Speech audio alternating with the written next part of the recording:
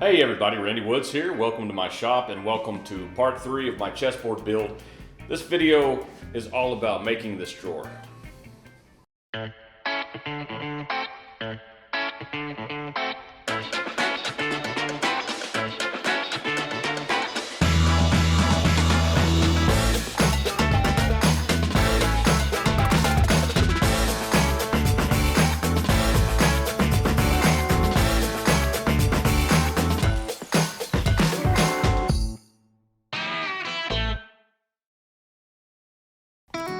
Well, we've made it to the home stretch of this project. Now all I have left is to make a drawer and to apply a finish.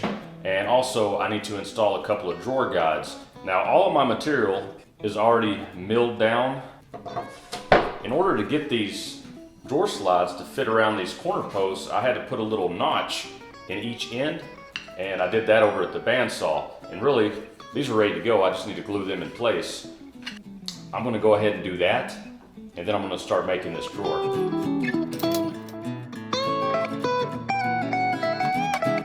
Gluing these drawer guides in place was a little bit awkward. There's really no good way to do it, so I just did the best I could with what I had.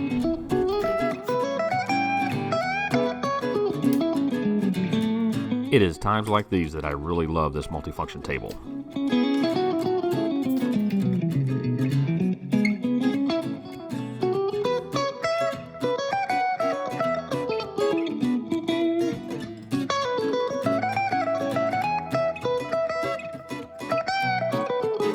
I've cut a lot of dovetails, but this is actually the first time that I've ever cut half-blind dovetails.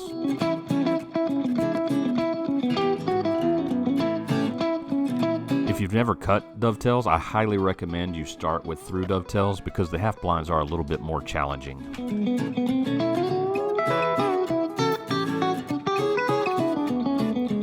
The tails are cut the same way, the layout's slightly different because the tails don't go all the way through the joining board.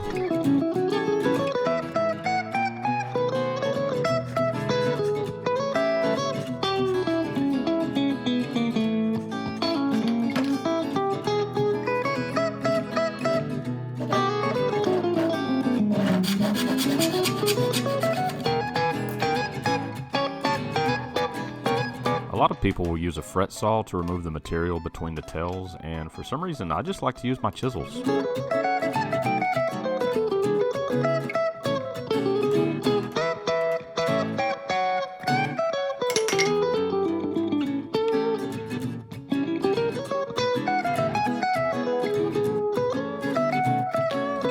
The only real difference is on the pin board, the pins aren't cut all the way through the board. This part was slightly challenging, but overall not bad.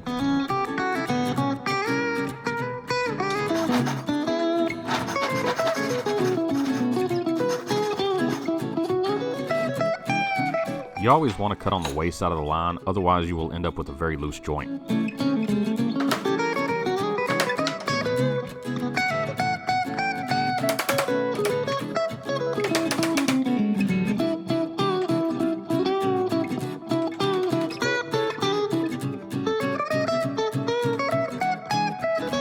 With this video sped up, it may not be obvious, but I did take my time with all of this.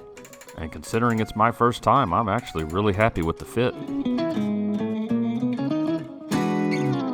I cut these half-blind dovetails on the front of this drawer, and the main reason for that is because you can't see it from the front of the drawer. Now the back, that doesn't matter, and I'm just going to go ahead and use a through dovetail, which I'm not going to get into great detail on that right now, but I've already laid these out. I'm going to go ahead and cut them. But if you're interested or you want a more detailed description on how I did that, be sure to check out my hand cut dovetail video. I get pretty in depth on my process there. But I'm just going to go ahead and jump right in and start cutting these out. It's always a challenge deciding how much of this to show in my videos. I did a full video on hand-cut dovetails and I get really detailed, so I don't really feel it's necessary to explain all of this. So instead of explaining what I'm doing here, there's a couple of things I want to talk about, and I thought I would do it during this sequence. Number one, if you've been following this chessboard build, my apologies. This third video, there was a lot of time between video 2 and video 3. A lot of life happened, and I couldn't spend that much time in the shop. So my apologies there. The other thing I wanted to mention, a lot of times these videos can be misleading. I don't want it to look like every time I cut dovetails, the joint comes together perfectly, because sometimes there is a little fine tuning involved. Now, the more that I've cut over the years, they do become more and more accurate, and sometimes they do fit really well. But I just wanted people to keep that in mind, that there is a little bit of fine tuning involved.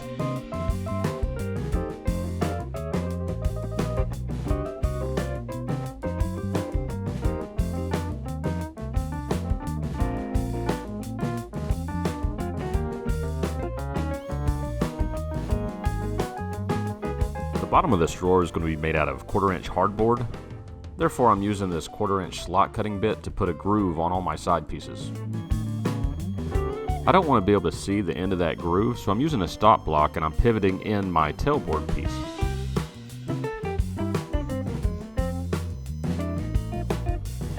The only problem with that is now the end of my groove is rounded over, but that's okay, I can square that off with a chisel at the bench.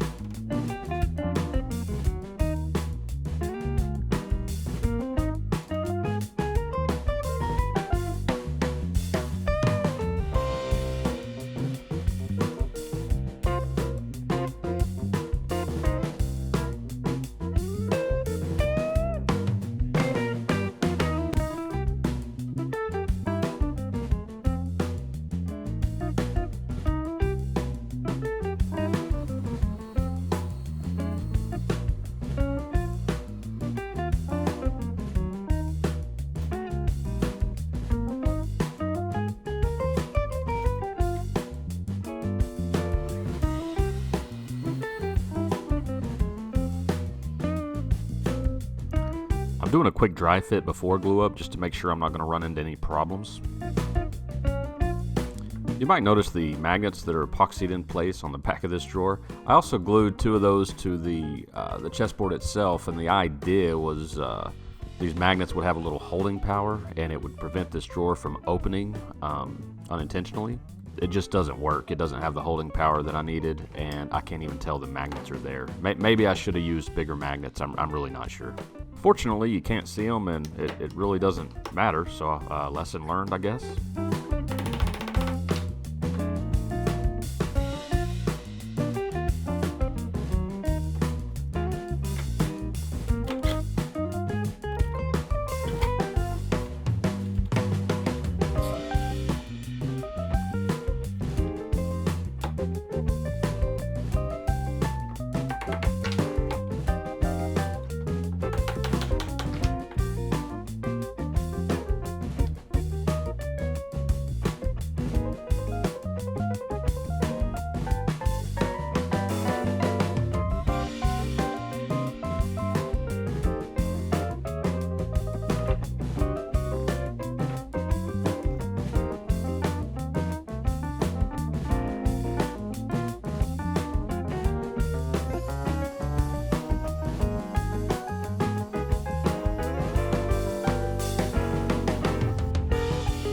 Aside from making pins, I don't use my lathe a lot, but I thought it'd be nice to turn a little knob for this drawer.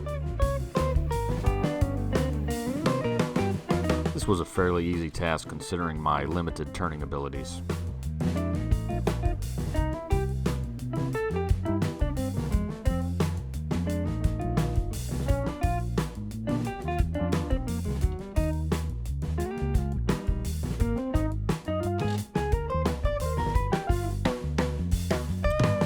I didn't film this part, but I just added a threaded insert to the bottom of that knob and it screws right into place, and I'm happy with the results.